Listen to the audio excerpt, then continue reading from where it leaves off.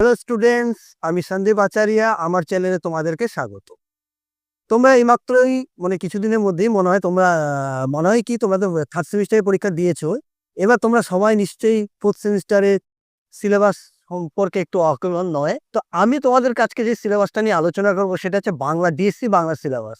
Fourth semester এনভিউ যাদের DSC বাংলায় রয়েছে, তো তোমাদের ডিএসসি বাংলায় কি থাকছে ফোর্থ সেমিস্টারে সেই সিলেবাসটা সম্পর্কে একটা তোমাদের আমি ধারণা দিচ্ছি।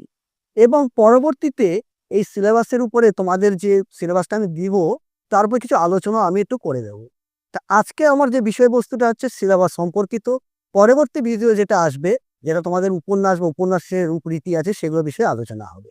তো আজকে উপন্যাসটা তোমাদের কি থাকছে দেখো। তোমাদের উপন্যাসে যেটা থাকছে বা উপন্যাস পরিচয় ও বাংলা উপন্যাস।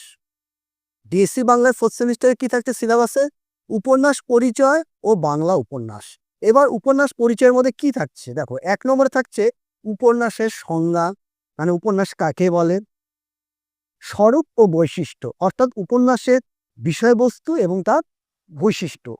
তার সঙ্গে থাকছে বাংলা উপন্যাসের সূচনা। এটা একটা প্রশ্ন, গোটা প্রশ্ন আসে, আমি যখন সাজেশন করবো তখন এটিও দেবো। বাংলা উপন্যাসের সূচনা। এবং 2 নম্বর যেটা আছে উপন্যাসের রূপরীতি। এই উপন্যাসের রূপরীতির মধ্যে তোমাকে কি কি পড়তে হচ্ছে? রোমান্স, ঐতিহাসিক উপন্যাস।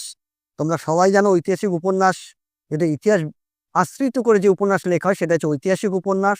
তারপরে আছে সামাজিক উপন্যাস, যেমন চোখের বালি একটা সামাজিক উপন্যাস, বা শরৎচন্দ্র চট্টোপাধ্যায়ের আছে পল্লী সমাজ। তারপরে হচ্ছে তোমার আঞ্চলিক উপন্যাস। এই আঞ্চলিক উপন্যাস সম্পর্কেও তোমাদের ধারণা হয়ে যাবে। বাণী বন্দ্যোপাধ্যায়, যেমন পদ্মা নদীর মাঝি, অদ্বৈত মল্লবর্মণের তিতাস একটি নদীর নাম, এরকম অনেক আছে, তোমরা পড়তে পারবে। তারপরে আছে মনস্তাত্ত্বিকমূলক উপন্যাস, যেটা মন সম্পর্ক বিষয়।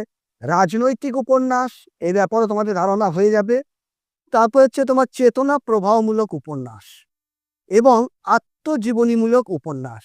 এই উপন্যাসগুলো সম্পর্কে তোমাদের ধারণা হবে, তোমাদের উপন্যাস সম্পর্কে পড়তে হচ্ছে না, এই উপন্যাসের বিষয়বস্তু কি, তার একটি উদাহরণ দাও, কাকে বলে, এর বিষয়বস্তু কি, এর বৈশিষ্ট্য কি, এই ধরনের প্রশ্ন কিন্তু তোমাদের পড়তে হচ্ছে। এবং তার সঙ্গে তোমাদের থাকছে দুটো উপন্যাস থাকছে। দুটো উপন্যাস কি কি থাকছে? বঙ্কিমচন্দ্র চট্টোপাধ্যায়ের কপালকুণ্ডলা। বঙ্কিমচন্দ্রের কপালকুণ্ডলা যে প্রশ্নটা আছে, এইখানে চরিত্র বিন্যাস, দৃশ্যপট এবং বিভিন্ন ধরনের যে চরিত্রে যে তাদের সমন্বয় ঘটেছে সেই সমন্বয়গুলো তোমাদের পড়তে হবে।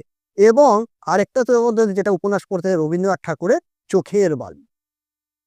রবীন্দ্রনাথ ঠাকুরের চোখের বালি এই উপন্যাসটাও তোমাদের কিরণময় চরিত্র, এরকম অনেক চরিত্র আছে, সেগুলো আমি পরবর্তীতে সাজেশন করে দেবো, নির্দিষ্ট সাজেশন। আর তোমরা তো জানো আমার সাজেশন কিরকম সাজেশন, তোমরা দেখে এসেছো। ফার্স্ট সেমিস্টার তোমরা পাস করেছো, সেকেন্ড সেমিস্টার, থার্ড সেমিস্টার তোমরা পাস করেই গেছো।